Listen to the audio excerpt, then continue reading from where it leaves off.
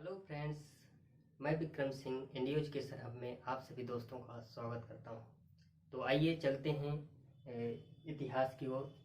कल हमने पढ़ाया आपको हिस्ट्री के सिंधु घाटी सभ्यता को, तो आज भी सिंधु घाटी सभ्यता ही चलेगा। तो आज हम आपको प्रमुख जो स्थल हैं और सिंधु घाटी सभ्यता का कैसे पतन हुआ और सिंधु घाटी सभ्यता की क्या जीवन पद्धतियाँ थी, इन सब बातों के बारे में जानेंगे। तो चलिए शुरू करते हैं सिंधु घाटी सभ्यता का भाग 2।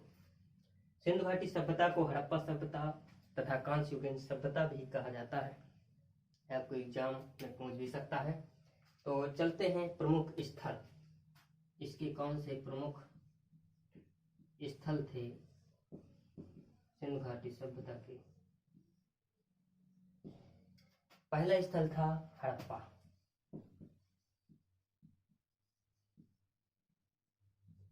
ये पाकिस्तान में स्थित है।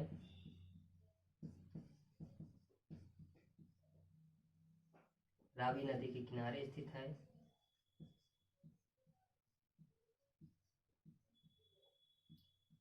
दयाराम साहनी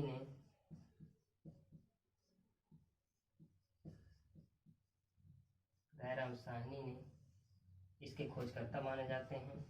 1921 ईस्वी में इसकी खोज की थी और इससे हड़प्पा से जो प्रमुख स्रोत प्राप्त होते हैं वो 16 भट्टियां,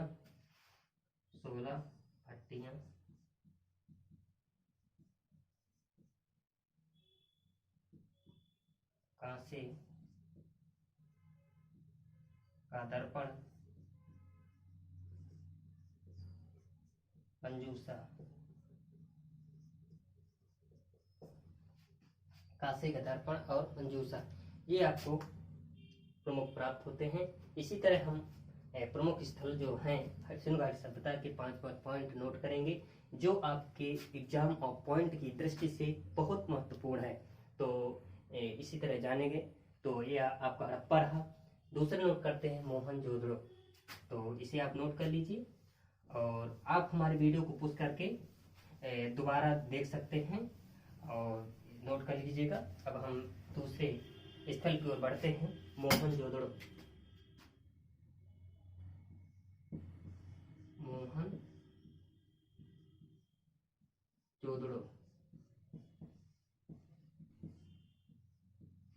इसे मृतकों का टीला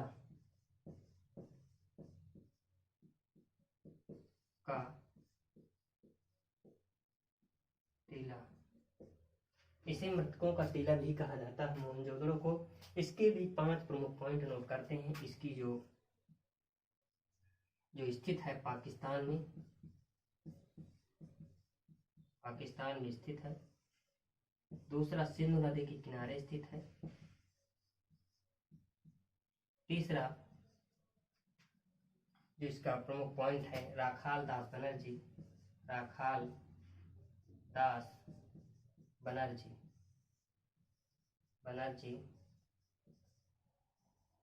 इसके खोजकर्ता माने जाते हैं।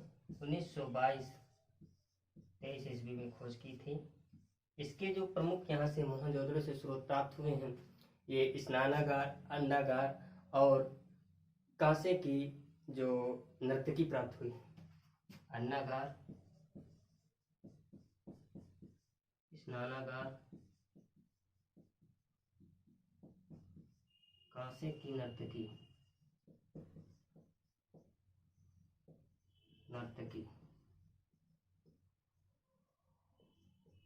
कांसे की नर्तकी प्राप्त हुई है। तो यह करा मोहनजोदड़ो। इसे मृतकों का टीला कहा जाता है। ये पाकिस्तान में स्थित है और सिंधु नदी किनारे स्थित है। राखाल दास बनर्जी ने 1922 में इसकी खोज की थी। अन्नागार, स्नानागार और कांसे की नर्तकी इसके प्रमुख स्रोत माने जाते हैं। तो ये आपका रहा दूसरा पॉइंट, मोहनजोदड़ो। अब हम तीसरे की ओर चलते हैं, लोथल।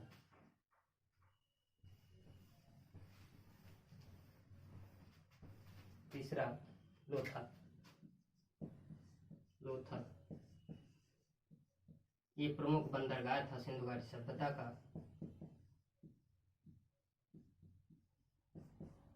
ये गुजरात में स्थित है।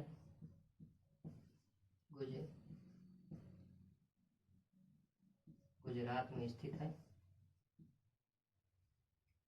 भोगवा नदी के किनारे स्थित है। भोगवा नदी के किनारे स्थित है। और इसके जो खोजकर्ता है रंगनाथ राव ने, रंगनाथ राव माने जाते हैं, 1957 ईस्वी में खोज की थी। और जो इसका प्रमुख स्रोत जो यहाँ से प्राप्त होते हैं, ये प्रमुख बंदरगाह तो था ही, इसके अलावा सोने के मनके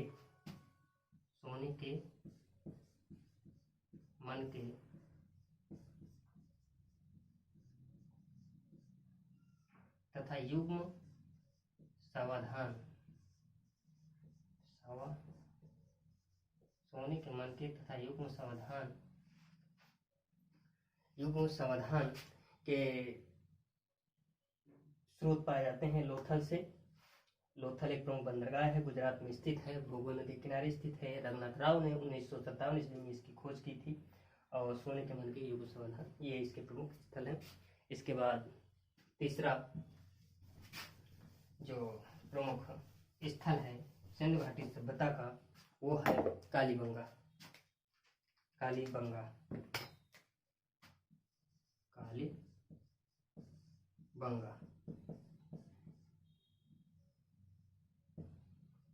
तो कालीबंगा का जो अर्थ है, इसका अर्थ है काले रंग की चूड़ी।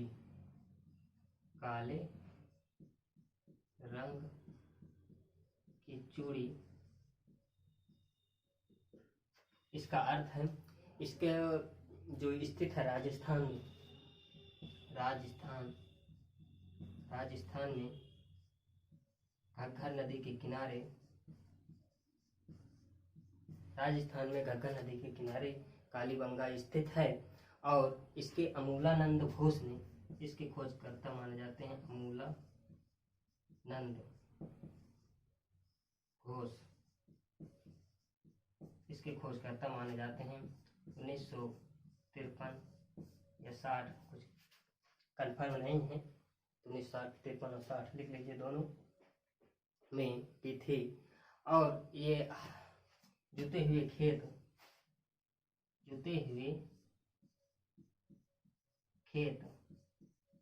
और पक्की मिट्टी के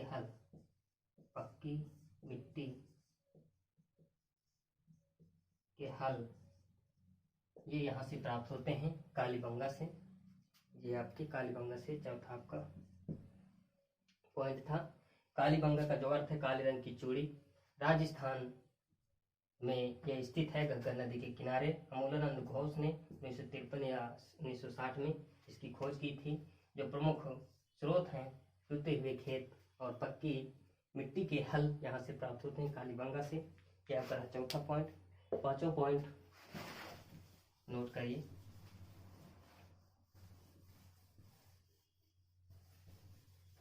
पांचों पॉइंट चनहूदड़ो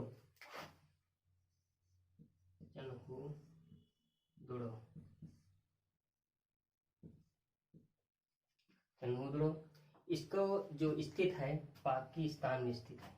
ये पाकिस्तान में सिंधु नदी के किनारे स्थित है। और एनजी मजूमदार इसके खोजकर्ता माने जाते हैं। एनजी मजूमदार इसके खोजकर्ता माने जाते हैं। इनकी 1931 ईस्वी में इसकी खोज हुई थी। ये यहाँ से लिपस्टिक नामक स्रोत प्राप्त हुआ। लिपस्टिक एग्जाम पॉइंट की दृष्टि से भी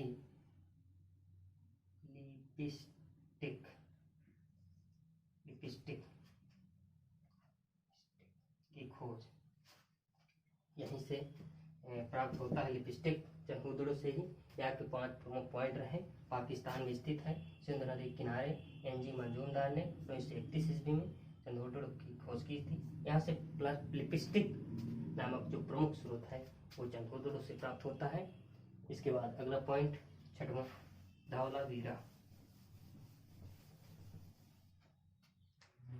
8वां है धौलावीरा।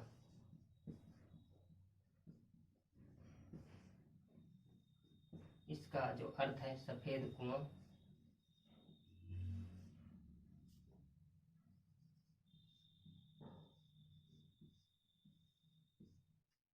इसका अर्थ है सफेद कुआं है। और ये जो गुजरात में खादिर बेत नदी के किनारे पाया जाता है, गुजरात में स्थित है। गुजरात में खादिर बेत नदी, खादिर बेत नदी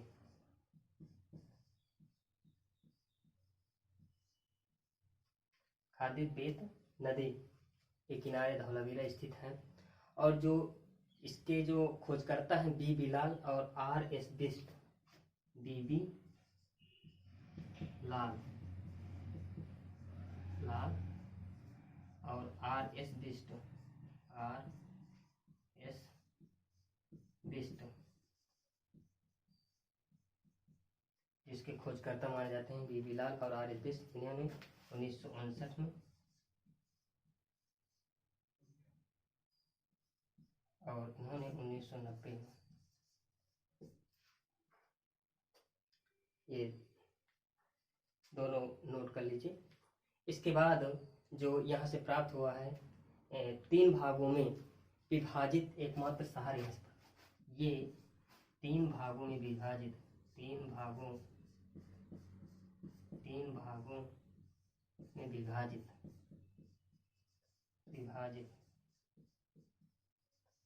एकमात्र शहर है,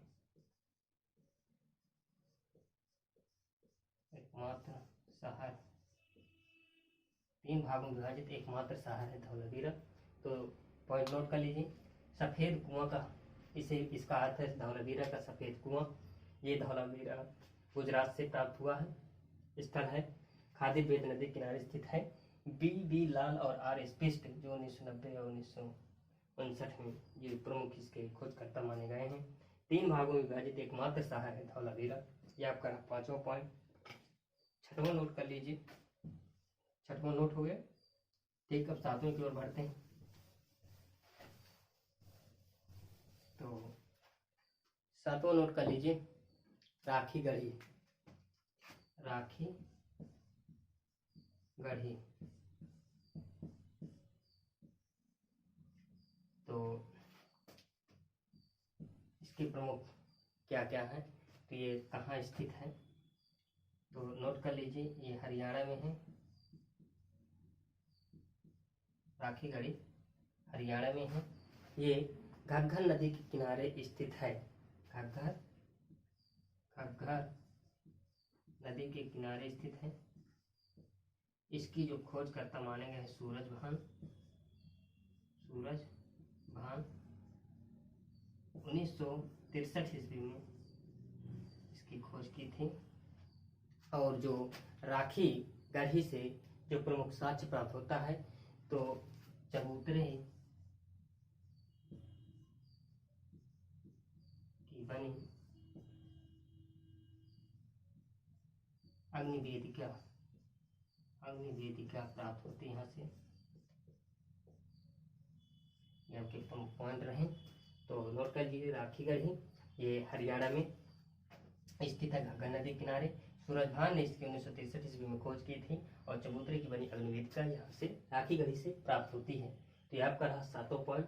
इसके बाद चलते हैं अगले पॉइंट 8वें की ओर, तो नोट कर लीजिए इसे भी। 8वां आपका पॉइंट है बनावली।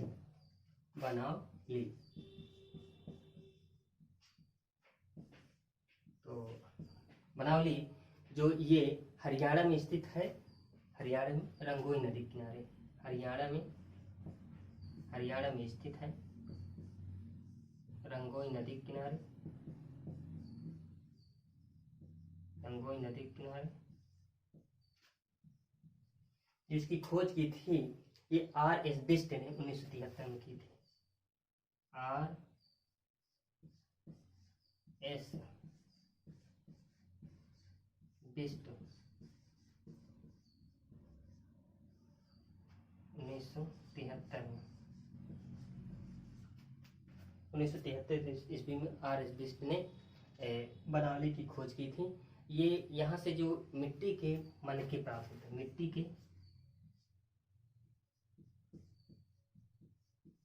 के मनके और मिट्टी के हल,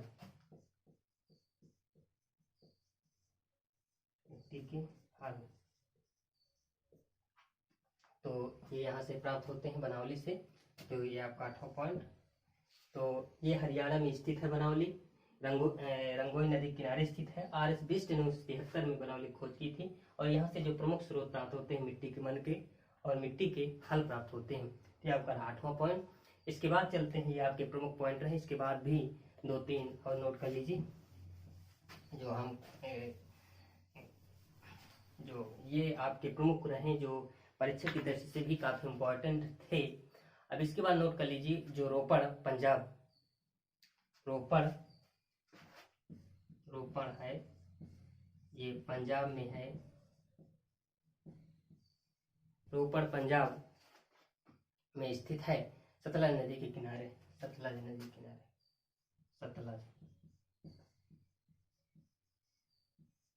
प्रमुख सतलज नदी के किनारे स्थित है। और इसके बाद 10वां नोट कर लीजिए, जो आलमगीरपुर है, ये यूपी में, आलमगीरपुर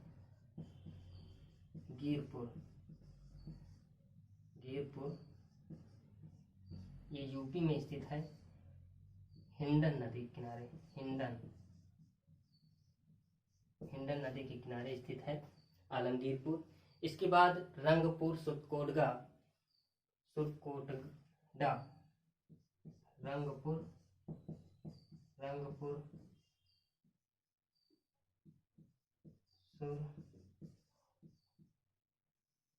सुरकोटडा, ये गुजरात में स्थित है, गुजरात में।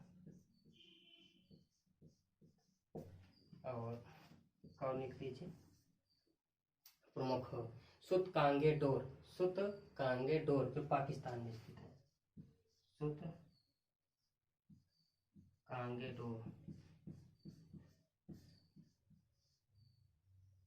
जो पाकिस्तान में स्थित है। पाकिस्तान में जो प्रमुख थे हमने 8 उसने दिखा दिया, ये भी 4 लिख लीजिए, 4-5 ये भी कभी कभी पूछ लेता है, इसलिए इन्हें भी नोट कर लीजिए। इसके बाद ये आपके प्रमुख स्थल रहे जो हमने आपको पढ़ाया, एक बार फिर देख लीजिए। जो हड़प्पा है, ये पाकिस्तान में रावी नदी के किनारे स्थित है। दयाराम साहनी ने 1921 ईस्वी में इसकी खोज की थी और यहाँ से 16 भट्टियां तथा कांसे का दर्पण और मंजूषा आदि प्राप्त होता है। दूसरा जो मोहन जोदड़ो पढ़ाया था, इसे मृतकों का टीला भी कहा जाता है और यहाँ से पाकिस्तान में स्थित है, सिंधु नदी के किनारे स्थित है। लाखाल दास बनर्जी ने 1922-23 ईस्वी में इसकी खोज की थी। यहाँ से स्नानागार, अन्नागार तथा कांसे की नर्तकी प्राप्त होती है। तीसरा हमने लोथल को पढ़ाया, इसे जो सिंधु घाटी सभ्यता का जो बंदरगाह है, प्राचीनतम बंदरगाह है, ये गुजरात में स्थित है, भोगो नदी के किनारे। और रंगनाथ राव ने 1957 ईस्वी में इसकी खोज की थी। यहाँ से सोने के मन के और युग्म समाधान का साक्ष्य प्राप्त होता है। चौथा हमने पढ़ाया कि कालीबंगा, इसे काले रंग की चूड़ी इसका अर्थ है और ये राजस्थान में घग्गर नदी के किनारे स्थित है।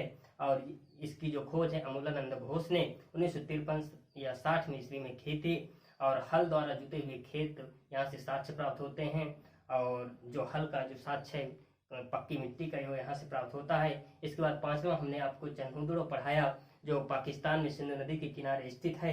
इसकी जो खोज है एनजी मजूमदार ने 1931 ईस्वी में की थी और यहाँ से लिपस्टिक का साक्ष्य प्राप्त होता है। ये आपके लिए एग्जाम ऑफ पॉइंट की दृष्टि से भी इम्पोर्टेंट है। और जो 6वां है धौलावीरा, इसका जो अर्थ है सफेद कुआं, ये गुजरात के कच्छ में, जो कच्छ जिला है गुजरात का, वहाँ स्थित है, खादिर बेत नदी के किनारे। और बी लाल और आर एस बिस्ट जो ने इसकी खोज की थी धौलावीरा की। और ये 3 भागों में विभाजित एकमात्र सिंधु घाटी सभ्यता का स्थल है इसके बाद सातों हमने राखीगढ़ी पढ़ाया, जो हरियाणा में घग्गर नदी के किनारे स्थित है। सूरज भान ने 1963 ईस्वी में इसकी खोज की थी। जो चबूतरे सी बनी अग्निवेदिका यहाँ से प्राप्त होती है, राखीगढ़ी से। इसके बाद आठवां हमने बनावली पढ़ाया, यह हरियाणा में रंगुई नदी के किनारे स्थित है। आर एस बिष्ट ने 1973 ईस्वी में इसकी खोज की थी। यहाँ से मिट्टी के मनके और मिट्टी के हल प्राप्त होते हैं। फिर इसके बाद नौवां रोपड़ पंजाब, सतलज नदी किनारे आलमगीरपुर यूपी, हिंडन नदी किनारे रंगपुर सुल्त कोटड़ा गुजरात में, और सुतकांगेर और पाकिस्तान में स्थित है। ये अभी तक हमने पूरा जान लिया। इसके बाद बढ़ते हैं सिंधु घाटी सभ्यता की क्या जीवन पद्धति थी, तो उसे भी थोड़ा जान लेते हैं। सिंधु घाटी सभ्यता की जीवन पद्धति, तो सिंधु घाटी सभ्यता की जीवन पद्धति के बारे में जान लेते हैं। यहाँ से एग्जाम में क्वेश्चन पूछे नहीं जाते हैं, तो हम आपको बता देते हैं। आपको नोट करना हो नोट कर लीजिए। सिंधु घाटी सभ्यता का जो सामाजिक जीवन है मात्र सत्तात्मक था, क्योंकि माता देवी की पूजा होती थी, तो मात्र सत्तात्मक था। समाज उस समय अनेक वर्गों में बटा हुआ था, जैसे पुरोहित हो गए, व्यापारी हो गया, श्रमिक हो गया, अधिकारी शिल्पी हो गए, जुलाहे हो गए, इन सभी वर्गों में विभाजित था। और उस समय का जो समाज था मांसाहारी और शाकाहारी दोनों भोजन करते थे। उस समय जो अंत्येष्टि क्रिया होती थी वो 3 प्रकार की बताई गई है। एक पूर्ण समाधिकरण, दूसरा अर्ध आंशिक समाधिकरण और तीसरा दाह संस्कार। जो पूर्ण समाधिकरण है, इसमें व्यक्ति के मरने के बाद पूरी तरह से उसे दफना दिया जाता है। जो अर्ध समाधिकरण है, उसके तहत किसी भी व्यक्ति को, मरे हुए व्यक्ति को पशु पक्षियों के सामने खाने के लिए रख दिया जाता है। जब वो खा लेता है तब उसकी हड्डियों को दफना दिया जाता है। और तीसरा जो है दाह संस्कार, इससे व्यक्ति को जलाने के बाद उसकी जो भस्म है उसे दफना दिया जाता है। ये आपकी रहे सामाजिक जीवन। इसके बाद जानते हैं राजनीतिक जीवन। राजनीतिक जीवन जो उस समय का था, वो किसी विशेष राजनीतिक, वहाँ किसी विशेष संगठन का ज्ञान नहीं होता है। लेकिन हंटर ने, एक हंटर महोदय हैं, एक इतिहासकार, उनका मानना है कि जो सिंधु घाटी सभ्यता है, यहाँ पर जनतांत्रिक सरकार थी। एक मैके जी हैं, मैके महोदय, वो मानते हैं कि यहाँ सिंधु घाटी सभ्यता में प्रतिनिधित्वात्मक सरकार थी। तो ये आपका रहा राजनीतिक जीवन। इसके बाद आर्थिक जीवन। उस समय आप जानते हैं गिलोथल बंदरगाह प्रमुख बंदरगाह था सिंधु घाटी सभ्यता का, और जो आर्थिक केंद्र भी था, क्योंकि वहां से हमें कई अनाजों के साक्ष्य मिले हुए हैं, धान के, गेहूं के, और ये सब। तो ये एक दर्शाता है कि उस समय का जो आर्थिक जो वो था, वो प्रमुख रूप से प्रचलित था। ये आपका रहा आर्थिक जीवन। वहां से जो बाट प्राप्त होते हैं वो घनाकार और लगभग 16 के आकार में, 16 के अनुपात में वो बाट प्राप्त होते हैं। इसके बाद जानते हैं धार्मिक जीवन। धार्मिक जीवन में उस समय भूत प्रेत ये सब जो है, इनके बारे में ये सब दिखाई देता है, प्रचलित है, उस समय की कथाओं में मिलता है। यज्ञ आदि के बारे में वहाँ अग्निवेदिका जो प्राप्त हुए हैं उनके बारे में जानकारी मिलती है। पुनर्जन्म पर भी विश्वास करते थे उस समय के लोग। ये आपका रहा सिंधु घाटी सभ्यता की जीवन पद्धति।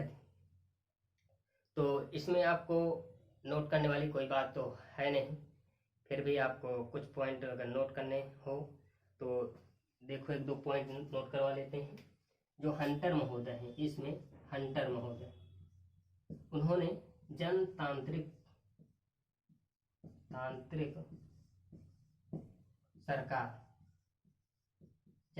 सरकार सिंधु घाटी सभ्यता का जो राजनीतिक जीवन है, राजनीतिक जीवन, तो वहाँ हंटर महोदय कहते हैं कि यहाँ जनतांत्रिक सरकार थी। मैके महोदय कहते थे कि यहाँ प्रतिनिधित्वात्मक सरकार थी, प्रतिनिधित्वात्मक सरकार थी। और राजनीतिक जीवन में, सामाजिक जीवन में 3 प्रमुख पद्धतियां थी। पूर्ण समाधिकरण,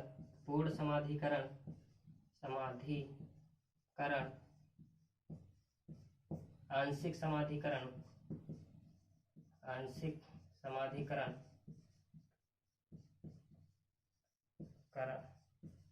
दाह संस्कार, तीसरा दाह संस्कार। दाह संस्कार, इसमें क्या होता था, व्यक्ति को मरने के बाद पूरी तरह से दफना दिया जाता था। आंशिक समाधिकरण में व्यक्ति के मरने के बाद उसे पशु पक्षियों के सामने फेंक दिया जाता था। जब उसके मांस खत्म हो जाता था, हड्डियां से बचती थी, तो उसे दफना दिया जाता था, उसे हड्डियों को लेकर। और तीसरा दाह संस्कार, जब व्यक्ति मरता था तो उसे जला दिया जाता था, उसकी जो भस्म थी उसे दफना दिया जाता था। ये आपके तीन प्रमुख वो मिलते हैं, ये आपका रहा।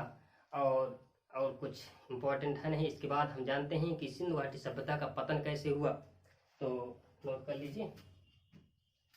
और हमने जो आपको पढ़ाया, अगर कोई और इम्पोर्टेंट लगी हो तो हमारे वीडियो को पुश करके उसे बार बार देख सकते हैं, आपको पूरा जानकारी प्राप्त हो जाएगी। तो इसके बाद देखते हैं सिंधु घाटी सभ्यता का पतन, इसका पतन देख लेते हैं। सिंधु घाटी सभ्यता का अलग अलग विद्वान अलग अलग मत मानते हैं। कोई कहता है कि बाढ़ से पतन हुआ है, कोई कहता है कि भूकंप से पतन हुआ है, कोई कहता है कि प्राकृतिक आपदा से पतन हुआ है, कोई कहता है कि आरों के आक्रमण से पतन हुआ है। तो जानते हैं कौन क्या कहता है। बाढ़, कोई कहता है बाढ़ से हुआ है, कोई कहता है प्राकृतिक आपदा से, प्राकृतिक आपदा,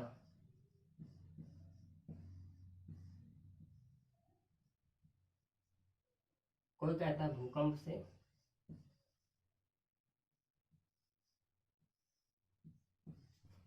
कोई कहता है भूकंप से पतन हुआ है, और कोई कहता है आर्यों के आक्रमण से, आर्यों के आक्रमण।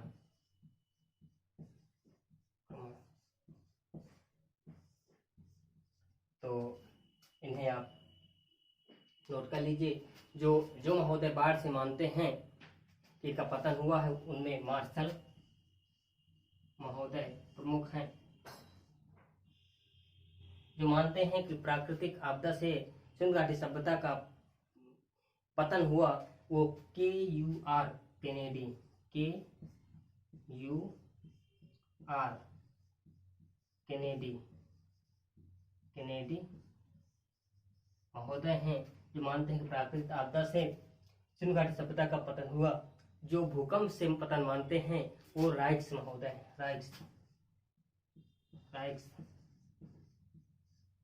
महोदय हैं, जो भूकंप से सिंधु घाटी सभ्यता का पतन मानते हैं। और जो आर्यों के आक्रमण से जो पतन मानते हैं वो मार्टिमर व्हीलर, मार्टिमर